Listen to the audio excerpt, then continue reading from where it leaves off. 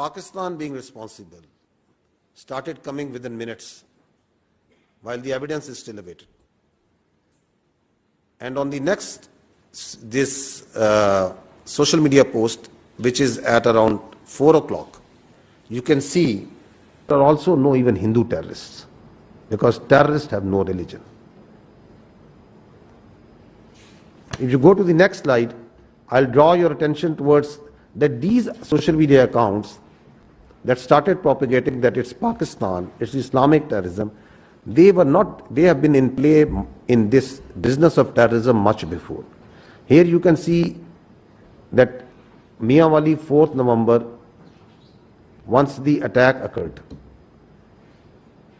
So you see at one day before, the same social media accounts that are active in Pahalgam, the Indian social media accounts affiliated with their agency, one day before, that social media account is saying, tomorrow is a big day, so going to bed early. You can see that. And next day, it says, it quote tweets and says, good morning Mianwali. And there we see the Mianwali terror incident being done by the Fitna al-Khawarij. So this is a collusion with the Fitna al-Khawarij, with the terror incident that happened in Mianwali on 4th of November 2023. Then comes 6th October 2024, the attack on our Chinese friends in Karachi. Before the attack, there is a big day in the, and then it says huge blast in Karachi, more details to follow. And then the targeted ID explosion in Karachi near airport, car carrying engineer foreigner, perhaps Chinese.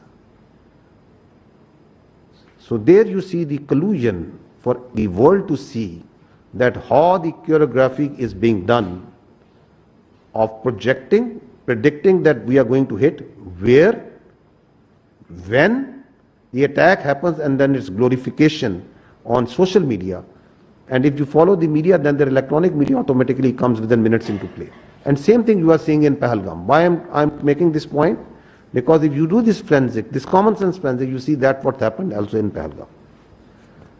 Moving forward, very recently, the Jafar Express, same account. Keep your eyes on Pakistan today and tomorrow. And then comes big Jafar Express train carrying Pakistani forces personnel from Quetta to Peshawar attack. The same accounts that are active carrying the narrative of the Islamist terrorists, Pakistan being responsible on play over here. But let's see, if we want to understand what happened at Pahalgam, that what are the people there in India and Kashmir seeing. Let's see what they are seeing, who are actually over there. That the Honorable Deputy Prime Minister has raised, they are being echoed also within from India, because the facts are there for the people to see. Hear them out. 2 hours, he kept on bleeding. So they could file, they can do the evaluation within 10 minutes that what happened, and they had filed an FIR against Pakistan. Within minutes, their social media is saying, and their officer is bleeding for 1.5 hours. Questions that we are raising, that we are thinking, that the world is thinking. The most loud voice, in fact, is coming inside from India. The people who are seeing and watching what's happening. Now, if you go to the next slide, is it first time that it's happening? No.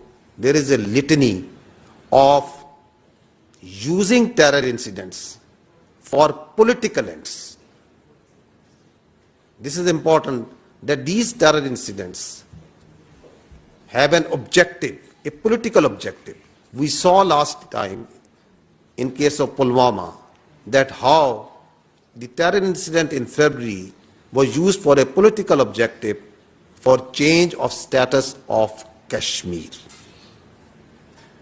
And we are seeing now that a terror incident, that an incident that happened in Pahalgam is being used for the purpose of Indus Water Treaty, for distracting the Pakistan's continuous and very hardly fought and won war on the terrorism, the CT effort of Pakistan, and the efforts, the successful efforts for reviving the economy.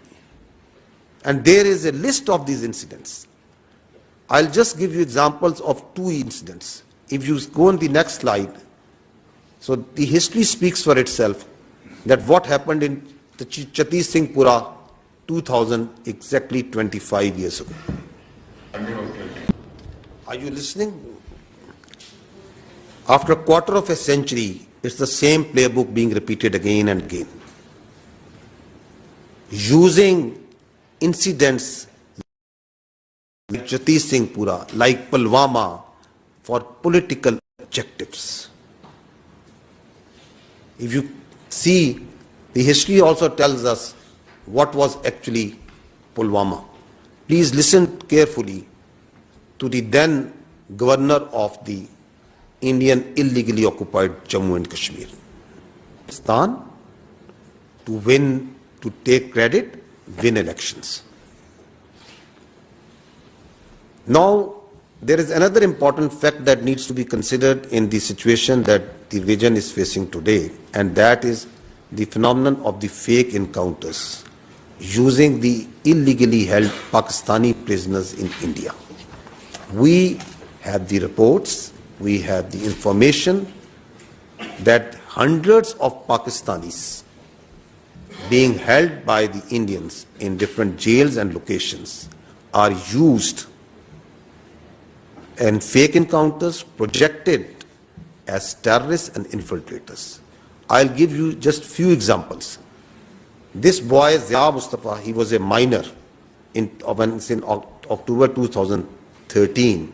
He was taken in custody while he inadvertently crossed, shot down in a fake encounter on 14th October 2021. Listen to this story as told by his family.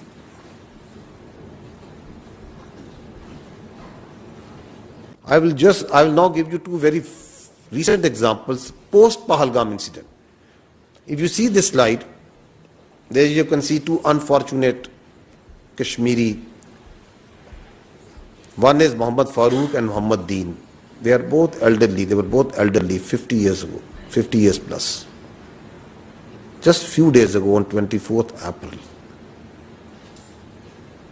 in their residence of Uri, and they were killed in a fake encounter by the Indians.